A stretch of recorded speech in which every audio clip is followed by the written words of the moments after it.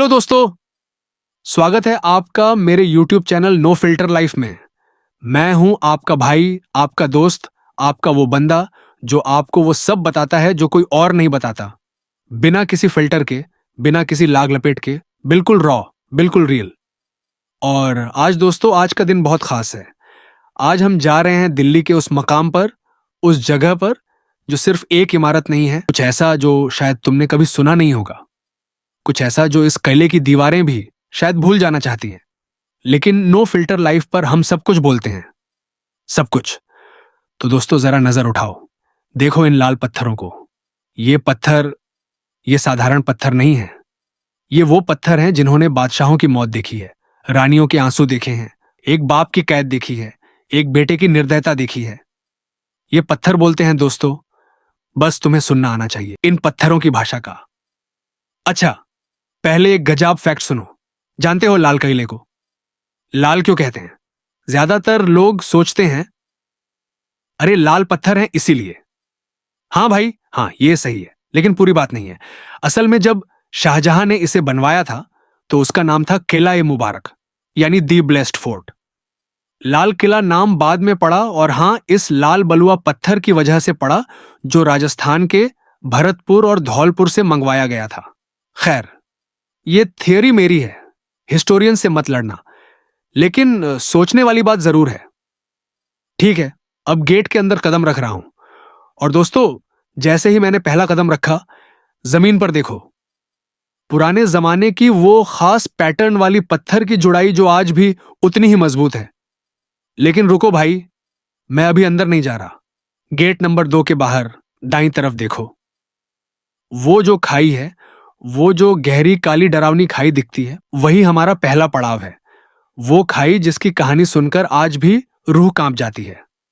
दोस्तों, ये खाई, इसे कहाई या खाई या अंग्रेजी में मोट कहते हैं, और इसकी जो कहानी है वो इतिहास की सबसे ज्यादा इग्नोर की गई और सबसे ज्यादा टेरिफाइंग कहानियों में से एक है। तो बैठ जाओ, कंफर्टेबल हो जाओ, क्योंकि हम सिर्फ इसी खाई की बात करेंगे, और मैं गारंटी करता हूं इसके बाद तुम यहां से उठ नहीं पाओगे। ये खाई, ये मोट शाहजहां ने बनवाई थी। अब शाहजहां के बारे में हम सब जानते हैं, ताजमहल, मोहब्बत, रोमांस। लेकिन भाई, शाहजहां सिर्फ एक रोमांटिक एम्परर नहीं था, वो एक बेहद श्रूड, बेहद कैलकुलेटेड, बेहद रूथलेस बादशाह था। उसने ताजमहल बनाया, उसने प्यार की सबसे खूबसूरत इमारत बनाई, और उसने दुश्मनों को मारने के लिए दुनिया का सबसे खतरनाक सिक्योरिटी सिस्टम भी बनाया। और वो सिक्योरिटी सिस्टम था ये खाई। अब जरा डिमेंशन सुनो, ये खाई कितनी गहरी थी? 30 फीट, 30 फीट गहरी। भाई, 30 फीट का मतलब समझते हो? एक 3 मंजिला इमारत जितनी गहरी। अगर तुम इस खाई में गिर जाते तो सिर्फ गिरने से ही तुम्हारी हड्डियां टूट जाती, लेकिन उससे पहले ही कुछ और था जो तुम्हें मार देता। और चौड़ाई 75 फीट, 75 फीट चौड़ी खाई। भाई, अगर तुम एक नॉर्मल रनर हो तो तुम इतनी चौड़ी खाई को जंप तो बिल्कुल नहीं कर सकते थे। और अगर किसी बहादुर दुश्मन ने रात के अंधेरे में रस्सी से उतरने की कोशिश की या तैरकर पार करने की कोशिश की, तो उसका इंतजार कर रहे थे वो मेहमान जिनके बारे में सुनकर आज भी दिल दहल जाता है, मगरमच्छ। हाँ भाई, शाहजहां ने इस खाई में यमुना नदी का पानी भरवाया था, और उस पानी में छोड़े थे भूखे, हिंसक, इंसानों का मांस खाने वाले मगरमच्छ। और सिर्फ एक दो नहीं, बड़ी तादाद में। ये मगरमच्छ इंपीरियल थे, मतलब वो शाही थे, और उनकी देखभाल के लिए एक पूरा अलग महकमा था। बाकायदा तनख्वाह पर नौकर थे जो इन मगरमच्छों को खाना खिलाते थे। लेकिन, और यहां असली नो फिल्टर फैक्ट आता है, ये नौकर इन्हें ज्यादा खाना नहीं देते थे, जानबूझकर, क्योंकि भूखा मगरमच्छ ज्यादा खतरनाक होता है। जितना भूखा उतना खूंखार, और जितना खूंखार उतना बेहतर सिक्योरिटी गार्ड। गजब फैक्ट ये है कि ये दुनिया का उस जमाने का सबसे एडवांस्ड बायोलॉजिकल सिक्योरिटी सिस्टम था। आज हम सीसीटीवी कैमरास लगाते हैं, लेजर सेंसर्स लगाते हैं, आर्म्ड गार्ड्स रखते हैं, शाहजहां ने 350 साल पहले मगरमच्छ रखे थे। और गेस व्हाट, ये सिस्टम काम करता था, बहुत अच्छी तरह काम करता था। लेकिन दोस्तों, सिर्फ मगरमच्छ ही नहीं थे, खाई का टेरर और भी गहरा था। जरा सोचो उस रात के बारे में, जब कोई दुश्मन, कोई घुसपैठिया इस किले को तोड़ने की कोशिश करता था। पहले तो दीवारें थीं। इन दीवारों की ऊंचाई 60 से 70 फीट थी, लाल बलुआ पत्थर से बनी, इतनी मोटी कि तोप के गोले भी इन्हें आसानी से नहीं तोड़ सकते थे। लेकिन मान लो किसी ने रात को दीवार के पास आने की कोशिश की, तो पहले उसे इस खाई को पार करना था। और अंधेरे में, जब तुम्हें यह पता भी ना हो कि पानी के नीचे क्या है, उस वक्त उस पानी में उतरने की हिम्मत करना, भाई, वो हिम्मत नहीं, वो मौत को दावत देना था। और साइकोलॉजिकल टेरर के बारे में बात करें तो दोस्तों, शाहजहां और उसके दरबारियों ने यह इंश्योर किया था कि यह खबर फैले कि लाल किले की खाई में मगरमच्छ हैं, कि वो भूखे हैं, कि पिछली बार जब किसी ने घुसने की कोशिश की तो उसका कोई निशान नहीं बचा। यह साइकोलॉजिकल वॉरफेयर थी, और यह उतनी ही इफेक्टिव थी जितनी फिजिकल बैरियर। दुश्मन घुसने से पहले ही डर के मारे पीछे हट जाता था। अब एक और लेयर सुनो इस खाई के टेरर की। देखो, खाई के ऊपर जो ब्रिज है, भाई, अभी जो हम देख रहे हैं, ये खाई अब सूखी है, पानी नहीं है, मगरमच्छ नहीं है। अंग्रेजों ने जब 1857 की क्रांति के बाद रेड फोर्ट पर कब्जा किया, तो उन्होंने धीरे धीरे इस खाई की देखभाल बंद कर दी। पानी का फ्लो रोक दिया गया। मगरमच्छ, उनका क्या हुआ? कुछ मर गए, कुछ को शायद कहीं और शिफ्ट किया गया।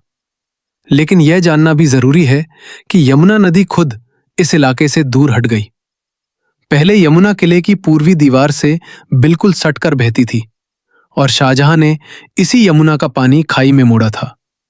नदी के रास्ते बदलते गए, खाई सूखती गई, और वो टेरर जो कभी हुआ करता था, वो अब सिर्फ इतिहास के पेजेस में है। लेकिन दोस्तों, इतिहास के पेजेस में जो है, वो हम आज यहां से निकाल रहे हैं। नो फिल्टर लाइफ, इसीलिए तो यहां हैं हम। अच्छा, एक और गजब बात बताते हैं। इस खाई के किनारे किनारे जो स्ट्रक्चर था, उसमें शूटिंग पोजीशंस थी। मतलब तीरंदाज और बाद में बंदूकची यहां से दुश्मनों पर निशाना साध सकते थे। ऊपर से बाण, नीचे मगरमच्छ। भाई, ये मल्टी लेयर डिफेंस था जो उस माने में किसी भी दूसरी स्ट्रक्चर से बेहतर था। और ये सब एक इंसान के दिमाग की उपज थी। शाहजहां के आर्किटेक्ट उस्ताद अहमद लाहौरी का दिमाग, जिसने ताजमहल भी डिजाइन किया था। एक ही इंसान, एक ने प्यार की सबसे खूबसूरत इमारत बनाई, दूसरी ने मौत का सबसे खतरनाक किला। दोनों काम उसी ने किए। सोचो जरा, क्या आपको यह पता था? नहीं ना? यही है नो फिल्टर लाइफ। अब आते हैं थोड़ा और डिटेल में।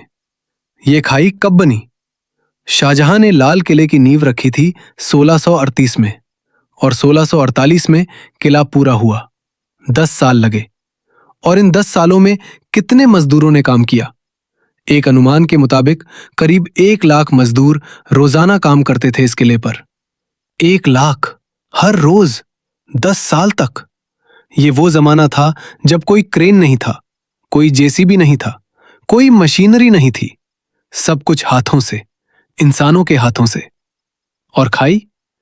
खाई खोदने में, एक खाई जो 75 फीट चौड़ी और 30 फीट गहरी थी, और पूरे किले के चारों तरफ थी। उसे खोदने में अकेले कितना समय और कितने लोग लगे होंगे? भाई, ये सोचकर ही दिमाग घूम जाता है। और वो मिट्टी जो खुदाई में निकली, वो कहां गई? शाहजहां के आर्किटेक्ट्स ने उसे वेस्ट नहीं किया। उस मिट्टी को किले के अंदर के गार्डन्स बनाने में इस्तेमाल किया गया। जमीन को लेवल करने में, मैदान बनाने में। हर चीज कैलकुलेटेड थी, हर चीज प्लान्ड थी। अब दोस्तों, एक बात और। लेकिन दोस्तों, आयरॉनी देखो। इसी शाहजहां को, जिसने इतना खतरनाक किला बनाया, जिसने मगरमच्छों की खाई से खुद को प्रोटेक्ट किया, उसे आखिर में उसके अपने बेटे ने ही कैद किया। और कहां कैद किया? आगरा के किले में, अपनी ही बनाई हुई दुनिया से बाहर। और उसने जो 8 साल कैद में बिताए, उन 8 सालों में वो खिड़की से ताजमहल देखता था, अपनी मोहब्बत का वो मॉन्यूमेंट जो उसने बनवाया था। कितना ट्रैजिक है ये, कितना पेनफुल है ये। लेकिन वो सब बाद में, पहले हमें इस खाई को और समझना है। तो भाई चलो जरा खाई के किनारे किनारे चलते हैं। देखो, अभी जो खाई में ग्रास उगी है, झाड़ियां हैं, ये सब बाद का है। शाहजहां के जमाने में ये पूरी खाई पानी से भरी थी और यमुना की तरफ, पूर्वी दीवार की तरफ खाई और यमुना जुड़ते थे। मतलब एक तरफ से अगर दुश्मन नदी से आने की कोशिश करे तो वो सीधे मगरमच्छों में आता था, और दूसरी तरफ से लाहौरी गेट की तरफ से खाई का पानी मगरमच्छों से भरा था। कंप्लीट एनसर्कलमेंट, कंप्लीट आइसोलेशन, यही शाहजहां की स्ट्रैटेजी थी। अब एक और बात, एक डिटेल जो मुझे बहुत फैसिनेटिंग लगती है। उस जमाने के रिकॉर्ड्स में, मुगल एरा के कुछ कोर्ट डॉक्यूमेंट्स में मगरमच्छों के खाने का जिक्र है, और उनमें यह भी है कि कभी कभी जब किसी बड़े दरबारी को फांसी देनी होती थी या किसी देशद्रोही को सजा देनी होती थी तो उसे खाई में फेंकने का हुक्म दिया जाता था। डैगर नहीं, पॉइजन नहीं, हैंगिंग नहीं, सीधे मगरमच्छों के सामने। ये मोस्ट पब्लिक और मोस्ट हॉरिफाइंग एग्जीक्यूशन मेथड था, और ये देखने के लिए दरबारियों को बुलाया जाता था ताकि वो सबक सीखें, ताकि वो जाने कि बादशाह से दगा करने का नतीजा क्या होता है। Fear, ultimate fear. और यही वो टूल था जिससे मुगल बादशाहों ने सदियों तक राज किया। भाई, खाई की बात करते करते मैं एक और डायमेंशन एक्सप्लोर करना चाहता हूं, और वो है इंजीनियरिंग की। सोचो, 1638 में जब दुनिया में हाइड्रोलिक्स का कोई एडवांस नॉलेज नहीं था, जब कोई कंप्यूटर नहीं था, कोई मॉडर्न सर्वेइंग इक्विपमेंट नहीं था, तब भी लाल किले के इंजीनियर्स ने यह कैलकुलेट किया था कि यमुना का पानी खाई में कैसे आएगा, खाई में पानी का लेवल कैसे मेंटेन होगा, पानी ओवरफ्लो ना करे इसके लिए ड्रेनेज कैसे होगा। यह सब उन्होंने प्योर मैथमेटिक्स और ऑब्जर्वेशन से किया था, और वो सिस्टम इतना परफेक्ट था कि वो सदियों तक काम करता रहा। कुछ हिस्टोरियंस का यह भी कहना है कि खाई में सिर्फ मगरमच्छ नहीं थे, कुछ रिकॉर्ड्स में सरपेंट्स यानी सांपों का भी जिक्र है। जहरीले सांप जो खाई के किनारों पर और पानी में थे। अब इसे पूरी तरह वेरीफाई करना मुश्किल है क्योंकि मुगल रिकॉर्ड्स में हर चीज क्लियरली डॉक्यूमेंट नहीं है, लेकिन यह जरूर है कि खाई को मैक्सिमम टेरर जोन बनाने के लिए हर पॉसिबल चीज का इस्तेमाल किया गया था। Psychological warfare plus physical barriers plus biological weapons बराबर लाल किला की खाई। और दोस्तों, अगर आज भी आप खाई के पास जाकर खड़े होते हैं, अभी इस वक्त, और थोड़ा इमेजिनेशन यूज करते हैं, तो आप फील कर सकते हैं कि वो अंधेरी रातों में यहां कितना टेरर था। नीचे पानी में कुछ हिलता है और आप नहीं जानते वो मगरमच्छ है या नहीं।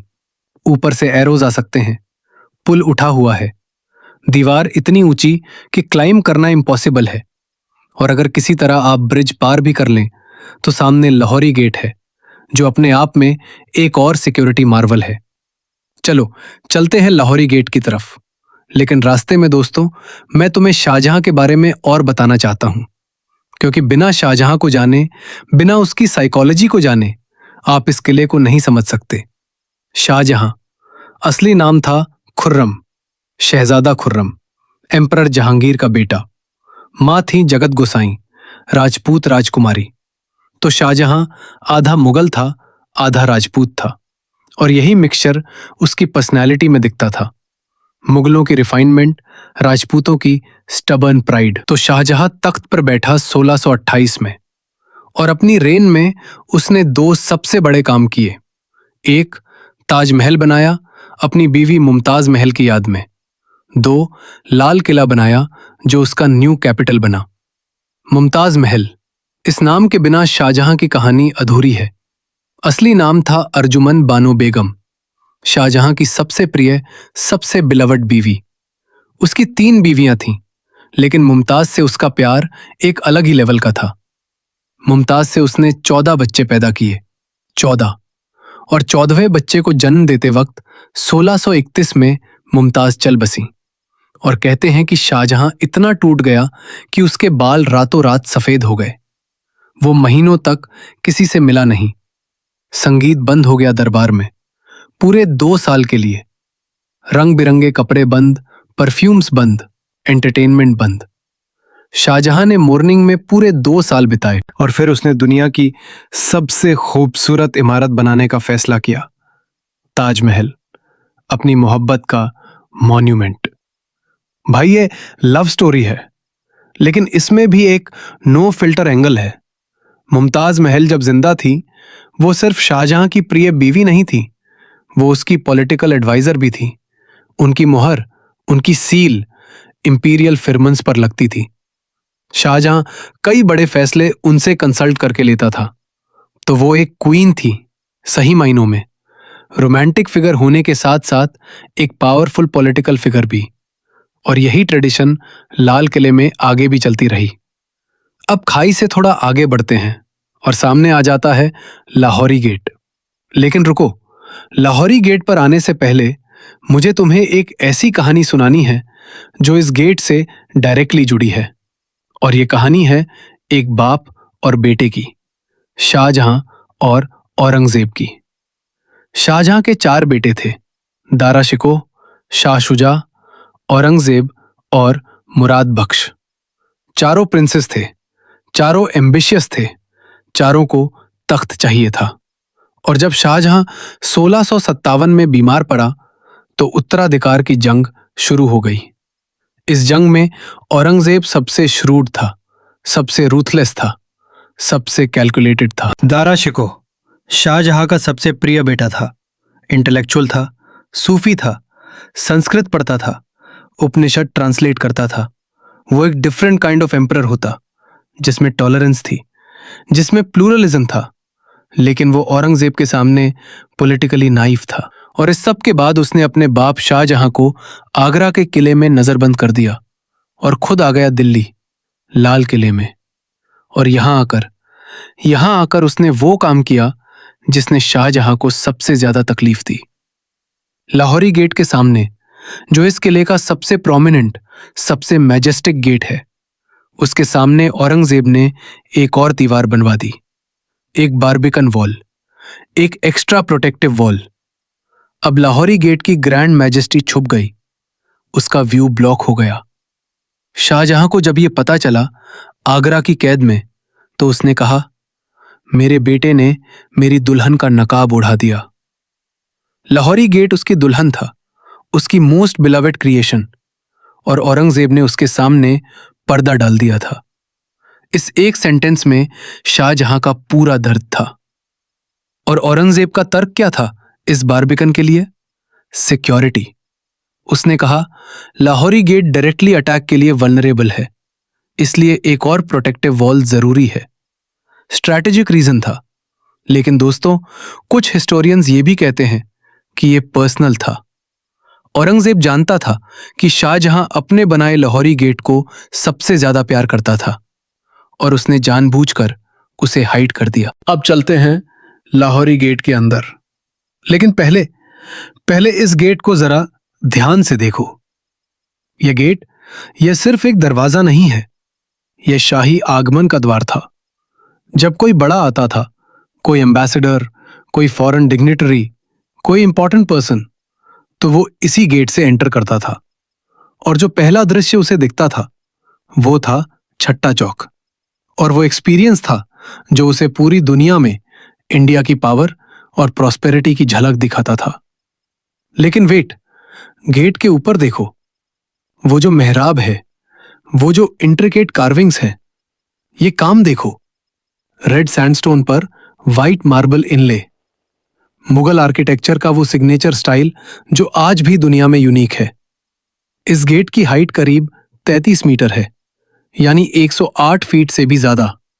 और जब यह पहली बार बना था, जब इसके ऊपर गोल्ड और प्रेशियस स्टोन्स जड़े हुए थे, जब इसके दोनों तरफ हाथी दांत के ऑर्नामेंट्स थे, तो यह दुनिया में सबसे खूबसूरत गेट था। भाई, अब एक और नो फिल्टर फैक्ट। 15 अगस्त 1947 को इंडिया की आजादी के दिन पंडित जवाहरलाल नेहरू ने इसी लाहौरी गेट की प्राचीर से तिरंगा फहराया था। और तब से हर साल इंडिपेंडेंस डे पर देश का प्राइम मिनिस्टर इसी गेट से फ्लैग फहराता है। ये गेट अब सिर्फ मुगल हेरिटेज नहीं है, ये इंडिया की डेमोक्रेसी का सिंबल भी है। सोचो, एक गेट जो मुगल बादशाह की शान थी, वो अब एक लोकतांत्रिक देश की आजादी का सिंबल है। हिस्ट्री कैसे बदलती है, कितने लेयर्स है एक जगह के। ठीक है दोस्तों, गेट पार करते हैं। अंदर आते ही देखो, एक कवर्ड पैसेज है। अंधेरा, कूल, पुराने जमाने की वाइब। ये पैसेज जो है, इसे कहते हैं, और यहां से शुरू होता है छट्टा चौक। लेकिन रुको एक सेकेंड, इस कवर्ड पैसेज में स्टैंड करके ऊपर देखो। देखा, वो झरोखास, वो छोटी छोटी खिड़कियां, उनमें कभी गार्ड्स रहते थे। और ये पैसेज एक और सिक्योरिटी फीचर था। अगर कोई दुश्मन अंदर आ भी जाता था तो इस नैरो पैसेज में उसे रोकना आसान था। लेकिन आम लोगों के लिए, मर्चेंट्स के लिए, विजिटर्स के लिए यह पैसेज एक डिफरेंट एक्सपीरियंस था, क्योंकि इस पैसेज से निकलते ही जो खुलता था वो था लाल किले का सबसे अमेजिंग कमर्शियल एरिया, छट्टा चौक। दोस्तों, छट्टा चौक को इमेजिन करो 17वीं सेंचुरी में। आज जो तुम देख रहे हो वो हल्का सा ग्लिम्स है, लेकिन उस जमाने में ये था दुनिया का सबसे पॉश शॉपिंग मॉल, 17वीं सदी का लग्जरी मॉल। छत्ता चौक का मतलब है कवर्ड मार्केट। ये एक वॉल्टेड आर्केड है, यानी ऊपर से कवर्ड और दोनों तरफ शॉप्स। इसे मीना बाजार भी कहते थे, क्योंकि यहां शाही परिवार की औरतें शॉपिंग करने आती थीं। और वो कब आती थी? फ्राइडे को। हर फ्राइडे को एक स्पेशल शॉपिंग डे होता था, जब हरम की लेडीज यहां आती थीं। और क्या मिलता था यहां? भाई सुनो, सिल्क, सैटिन, ब्रोकेड, वो कपड़े जो पर्शिया और चाइना से आते थे। इत्र, वो परफ्यूम्स जो अरेबिया से आते थे और जो लोकल कन्नौज में बनते थे। ज्वेलरी, हीरे, माणिक, पन्ने, मोती, हथियार, decorated swords, daggers with gem encrusted handles, कालीन, पर्शियन कारपेट्स जो इतने फाइन थे कि उनकी एक एक थ्रेड गोल्ड से बनी होती थी। मसाले, वो स्पाइसेस जो साउथ इंडिया और साउथ ईस्ट एशिया से आते थे। और आर्टिस्ट्स, मिनिएचर पेंटर्स, कैलीग्राफर्स जो यहां अपना काम डिस्प्ले करते थे। अब चलते हैं लाहौरी गेट के अंदर। लेकिन पहले इस गेट को जरा ध्यान से देखो। यह गेट, यह सिर्फ एक दरवाजा नहीं है, यह शाही आगमन का द्वार था। जब कोई बड़ा आता था, कोई एम्बेसडर, कोई फॉरेन डिग्निटरी, कोई इंपॉर्टेंट पर्सन, तो वो इसी गेट से एंटर करता था। और जो पहला दृश्य उसे दिखता था वो था छट्टा चौक। और वो एक्सपीरियंस था जो उसे पूरी दुनिया में इंडिया की पावर और प्रॉस्पेरिटी की झलक दिखाता था। लेकिन वेट, गेट के ऊपर देखो, वो जो मेहराब है, वो जो इंट्रिकेट कार्विंग्स है, ये काम देखो। रेड सैंडस्टोन पर वाइट मार्बल इनले, मुगल आर्किटेक्चर का वो सिग्नेचर स्टाइल जो आज भी दुनिया में यूनिक है। इस गेट की हाइट करीब 33 मीटर है, यानी 108 फीट से भी ज्यादा। और जब यह पहली बार बना था, जब इसके ऊपर गोल्ड और प्रेशियस स्टोन्स जड़े हुए थे, जब इसके दोनों तरफ हाथी दांत के ऑर्नामेंट्स थे, तो यह दुनिया में सबसे खूबसूरत गेट था। भाई, अब एक और नो फिल्टर फैक्ट। 15 अगस्त 1947 को इंडिया की आजादी के दिन पंडित जवाहरलाल नेहरू ने इसी लाहौरी गेट की प्राचीर से तिरंगा फहराया था। और तब से हर साल इंडिपेंडेंस डे पर देश का प्राइम मिनिस्टर इसी गेट से फ्लैग फहराता है। ये गेट अब सिर्फ मुगल हेरिटेज नहीं है, ये इंडिया की डेमोक्रेसी का सिंबल भी है। सोचो, एक गेट जो मुगल बादशाह की शान थी, वो अब एक लोकतांत्रिक देश की आजादी का सिंबल है। हिस्ट्री कैसे बदलती है, कितने लेयर्स है एक जगह के। ठीक है दोस्तों, गेट पार करते हैं। अंदर आते ही देखो, एक कवर्ड पैसेज है। अंधेरा, कूल, पुराने जमाने की वाइब। ये पैसेज जो है, इसे कहते हैं, और यहां से शुरू होता है छट्टा चौक। लेकिन रुको एक सेकेंड, इस कवर्ड पैसेज में स्टैंड करके ऊपर देखो। देखा वो झरोखास, वो छोटी छोटी खिड़कियां, उनमें कभी गार्ड्स रहते थे। और ये पैसेज एक और सिक्योरिटी फीचर था। अगर कोई दुश्मन अंदर आ भी जाता था तो इस नैरो पैसेज में उसे रोकना आसान था। लेकिन आम लोगों के लिए, मर्चेंट्स के लिए, विजिटर्स के लिए यह पैसेज एक डिफरेंट एक्सपीरियंस था, क्योंकि इस पैसेज से निकलते ही जो खुलता था वो था लाल किले का सबसे अमेजिंग कमर्शियल एरिया, छट्टा चौक। दोस्तों, छट्टा चौक को इमेजिन करो 17वीं सेंचुरी में। आज जो तुम देख रहे हो वो हल्का सा ग्लिम्स है, लेकिन उस जमाने में यह था दुनिया का सबसे पॉश शॉपिंग मॉल, 17वीं सदी का लग्जरी मॉल। छत्ता चौक का मतलब है कवर्ड मार्केट। यह एक वॉल्टेड आर्केड है, यानी ऊपर से कवर्ड और दोनों तरफ शॉप्स। इसे मीना बाजार भी कहते थे, क्योंकि यहां शाही परिवार की औरतें शॉपिंग करने आती थीं। और वो कब आती थी? फ्राइडे को। हर फ्राइडे को एक स्पेशल शॉपिंग डे होता था, जब हरम की लेडीज यहां आती थीं। और क्या मिलता था यहां?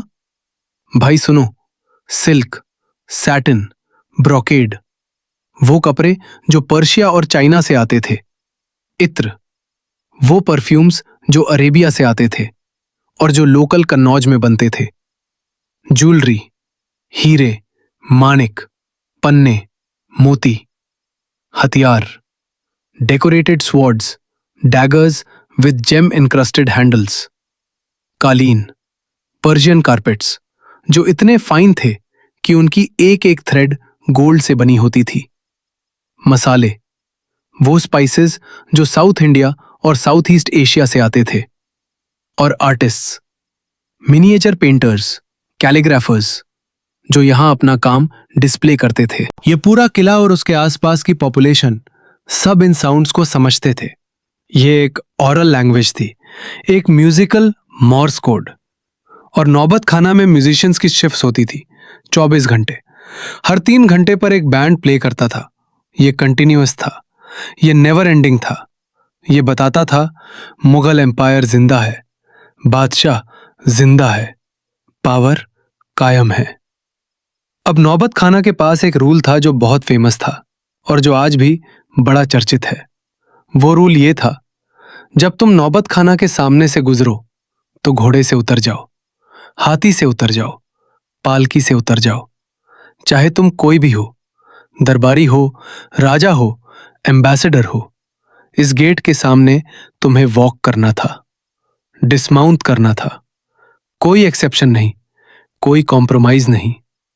और ये रूल इतना स्ट्रिक्ट था कि एक बार एक बड़े दरबारी ने गलती से या जानबूझकर नौबत खाना के सामने घोड़े पर ही रहने की कोशिश की। उसे तुरंत गिरफ्तार किया गया, बादशाह के सामने पेश किया गया और उसे सजा मिली, क्योंकि ये रूल बादशाह के लिए रिस्पेक्ट का सिंबल था। ये कह रहा था, यहां से आगे बादशाह की टेरिटरी है, यहां से आगे तुम्हारी रैंक, तुम्हारा घोड़ा, तुम्हारा स्टेटस सब बाहर छोड़ो। बादशाह के सामने सब बराबर है और बादशाह सबसे ऊपर है। पावर का डिस्प्ले, प्योर और सिंपल। अब नौबत खाना के अंदर ऊपर जाते हैं। ऊपर एक म्यूजियम है, इंडियन वॉर मेमोरियल म्यूजियम, जहां मुगल एरा के वेपन्स रखे हैं, स्वॉर्ड्स, डैगर्स, बोज, अर्ली गन्स, आर्मर। लेकिन मुझे ज्यादा फैसिनेट करती है वो जगह जहां म्यूजिशियंस बैठते थे। वो स्टोन सीटिंग, वो ओवरलुकिंग पोजीशन से पूरे दीवाने आम का व्यू दिखता है।